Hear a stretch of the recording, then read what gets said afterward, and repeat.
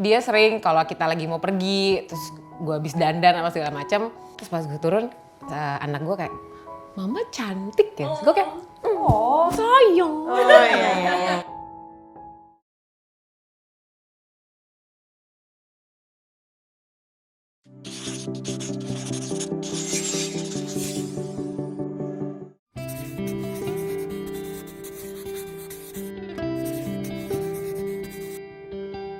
Halo kawan puan, aku Gita. Selamat datang di Kita Tidak Beda. Kali ini kita akan membahas isu soal ibu bekerja dan ibu rumah tangga.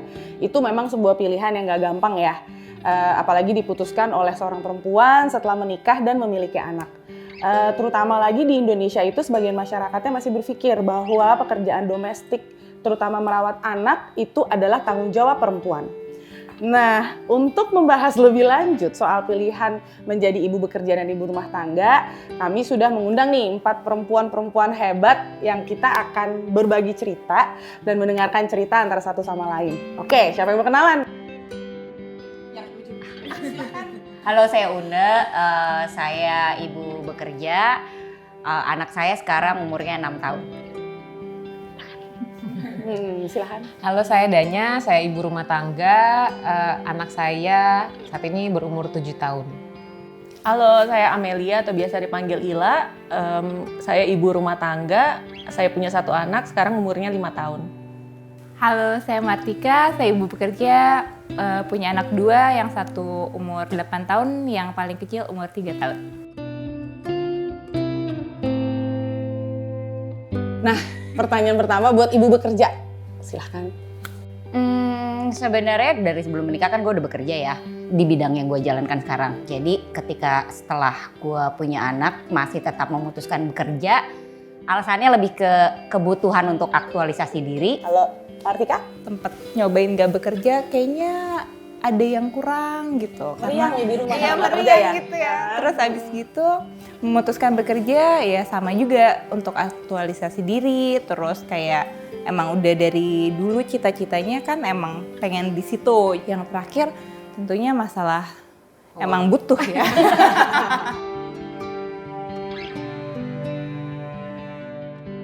Kalau gue sebenarnya kerjanya lebih ke freelance aja. Kalau memang lagi enggak, emang pengennya tuh di rumah aja karena dari dulu memang nggak terbiasa untuk yang kerja terus kerja terus. Jadi kalau lagi ada kerjaan kerja, nggak ada ya di rumah. Ila, kalau aku sih sebelum punya anak itu menjalani wirausaha gitu. Pas udah lagi hamil gitu memutuskan untuk stop dulu gitu, terus mau fokus ngurusin anak.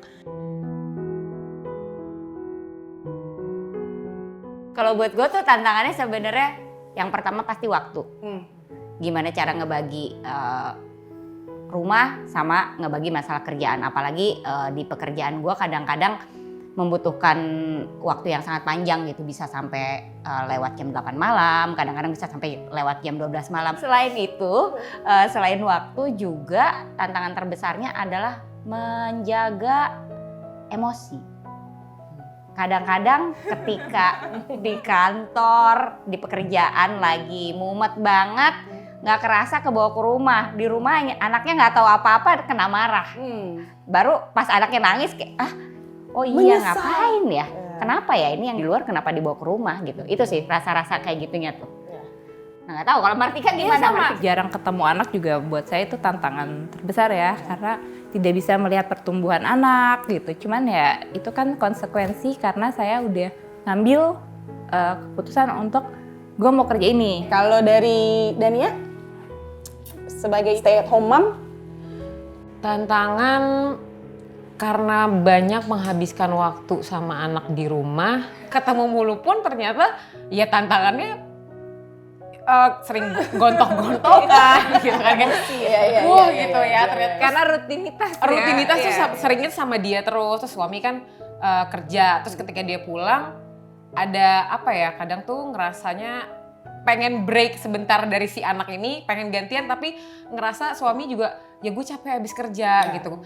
Jadi suka clash. Nah tapi lama-lama karena gue sudah makin sering sama dia, gue makin tahu oh ngadepin dia tuh ternyata sebenarnya harus gini aja sih gitu. Jadi ya tantangan gue adalah ya harus bisa semakin mengenal anak gue aja sih. Oke. Kalau aku sih ya mungkin masalahnya waktu ya, kayak Una sama Martika kan waktunya kurang untuk anak, untuk keluarga. Kalau kita mungkin di rumah lebih banyak, tapi dengan banyaknya di rumah kita jadi harus memilah waktu. Itu kalau tantangan aku gitu loh, karena milah waktu untuk anak, milah waktu untuk suami, milah waktu untuk rumah. Nah yang paling terakhir ini benar untuk diri sendiri. Nah itu yang kadang kita suka lupa ya kan pasti. Ya, benar. Jadi kayak stres sendiri juga di rumah kelamaan sama anak, nanti ya emosi. Emosi berperan kan. Ya itu sih benar sebenarnya waktu ya kayaknya. Gue nggak tahu ini kelebihan apa kekurangan, tapi untuk ibu-ibu yang bekerja sebenarnya me time-nya lebih banyak. Betul. Sebenarnya lebih banyak gitu kan. Benar. Nah, kalau untuk ibu-ibu di rumah ya seperti tadi bilang kan, lu tetap suami lu datang, anak lu nangis, apa-apa baru ada me time malam-malam jam 12 udah ngantuk gitu. Itu pernah nggak sih ada kayaknya lebih enak kalau kerja gitu ya? Atau kayak enggak sih, maksudnya kayaknya udah. Mungkin kadang untung gue masih ada waktu kerja ya. Mungkin kayak gitu sih. Iya, betul. Iya. Tapi nanti kalau pergi keluar gitu lama ya, tiba-tiba kayak aduh kangen gitu Karena loh. keterbiasaan Nah, gitu kali ya. Makanya kayak serba salah. Jadi kalau Una tanya, pengen nggak sih kayak kerja gitu loh, kerja keluar. Jadi kerja dengan waktu yang fleksibel. Saat mau kerja Iya, di saat saat kerja. Me time kalau boleh tahu kapan? Untungnya maksudnya suami juga bantu ya, hands-on sih. banget gitu. Jadi kayak kayaknya mau pergi bentar ya gitu sendiri ya udah gitu. Silahkan gitu boleh ya.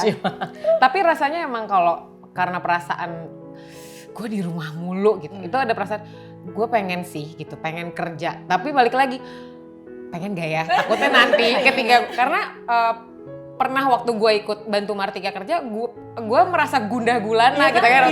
Di lokasi tuh yang video call anak terus kayak mau nangis sayang gitu kan. Jadi ketika udah lagi nggak kerja kayak nggak deh udah sama kamu aja gitu kan.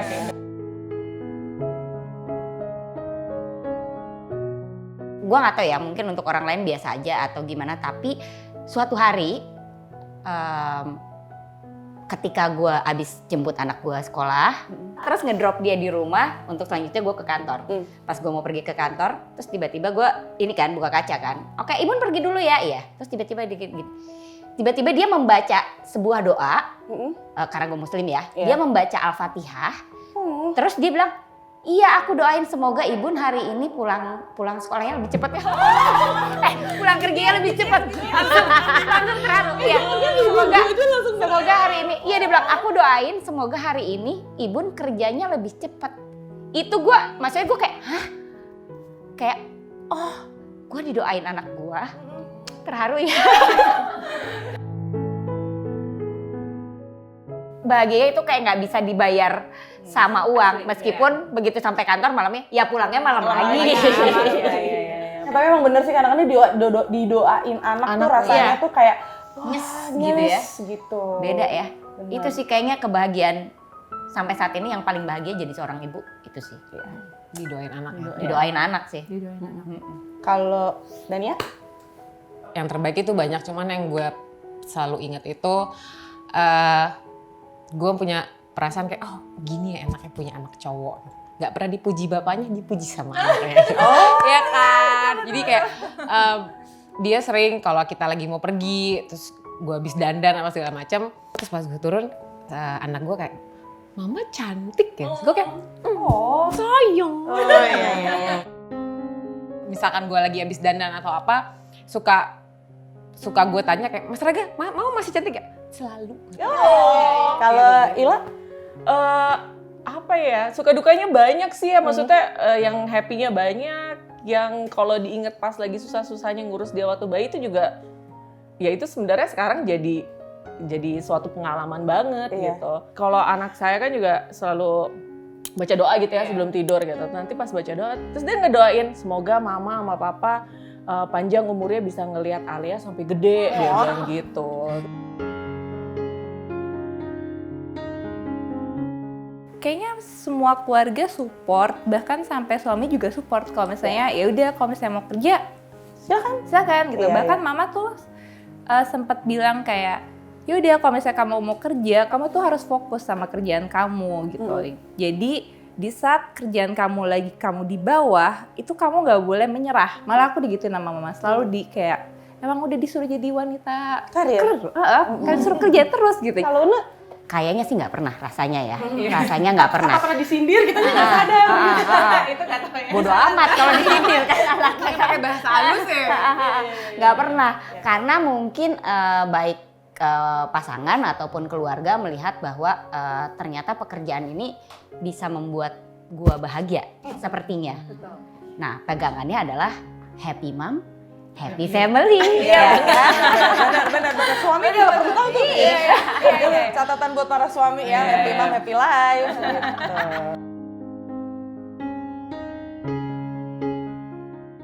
Siapa yang mau jawab duluan?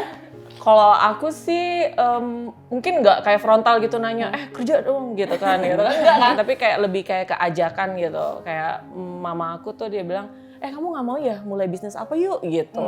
Ya tentu respon aku, ya mau dong gitu kan, gimana, kenapa nggak mau gitu. Tapi alhamdulillah sih ya itu balik lagi kan yang fleksibel waktunya. Jadi sekarang sih ada lah gitu, tapi nggak setiap hari gitu kerjanya. Aku sih responnya ya positif ya kalau ditanyain dan diajak kayak gitu ya mau. Gitu. Mau aja.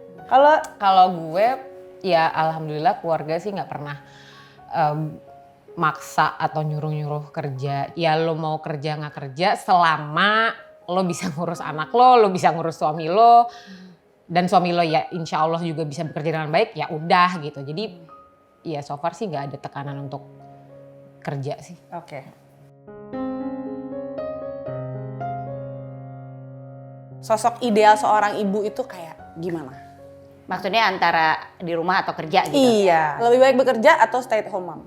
Oke. Kalau menurut gua sebenarnya ibu yang ideal itu adalah ibu yang bisa menerima kekurangannya dan tetap menjalankan perannya, baik dia sebagai ibu yang di rumah ataupun ibu pekerja. Kalau menurut gue ibu yang ideal itu ibu yang bisa memberikan yang memang semestinya anak dapat, yang juga suami juga dapat. Menurut gue sih ya idealnya mau anak lo 2, 3, tapi keluarga lo tuh tetap semuanya balance gitu. Semua dapat perhatian lo, semua dapat kasih sayang lo, gitu. Waktu lo gitu. Itu sih menurut gue. Mungkin kalau versi aku, sosok ibu itu yang bisa selalu ada gitu untuk anaknya, untuk suami gitu, untuk rumah, dan paling terpenting adalah untuk diri sendiri juga gitu. Kita tuh sebagai ibu, sebagai perempuan harus stop stigma-stigma yang udah beredar gitu loh tentang ibu bekerja itu pasti nggak punya waktu banyak untuk keluarga, nggak bisa ngurus anak. Ataupun juga tentang ibu rumah tangga yang bilang, ibu rumah tangga itu di rumah nggak ngapa-ngapain gitu. Nah itu kita nggak, kayaknya udah saatnya kita stop kayak gitu. Kita harus support gitu loh untuk sesama perempuan, sesama ibu. Ya, pilihan-pilihannya ya. Seorang ibu itu yang pertama, dia harus mengenal dirinya sendiri, terus harus happy dari diri sendiri, dari dalam, nanti pasti yang lainnya mengikuti. Ya itu happy mom, happy life. Ya udah sosok ideal ibu. Ya udah happyin diri sendiri dulu aja deh gitu. Iya. Habis itu keluarga pasti ikut happy. Iya. Tapi benar sih. Kalau menurut Anda gimana? Anda cuma di tengah doang. Anda juga jalan Menurut saya ibu, ya. Aduh. Kalau ibu yang ideal itu adalah ibu yang bisa menikmati posisinya dia. Betul. Dia mau jadi bekerja, mau dia ibu di rumah gitu ya. Selama dia happy ngejalaninnya. Dan satu sih, untuk menjadi ibu yang ideal itu perlu support system. Betul. Ya kan? Gitu. Kayak aku nih punya support system 4 orang ini gitu ya. Itu aku bersyukur banget gitu. Jadi ibu yang ideal itu adalah balik lagi ibu yang bahagia, ibu yang bisa balance. Di sini ibu yang selalu paham gitu ya, yang mengerti gitu keluarganya kayak gimana dan nggak cuek, nggak perlu dengerin orang lain ngomong gitu. Nah yang terakhir adalah ibu yang mencintai dirinya sendiri gitu. Oke semuanya terima kasih banget ya udah mau cerita di Kita Tidak Beda. Nah kalau kita ambil kesimpulan obrolan kita tadi, jadi ibu itu yang pertama harus happy. 50-50 dalam menjalankan perannya sebagai ibu. Terlepas itu dari pilihan yang kalian mau bekerja atau jadi ibu di rumah tangga.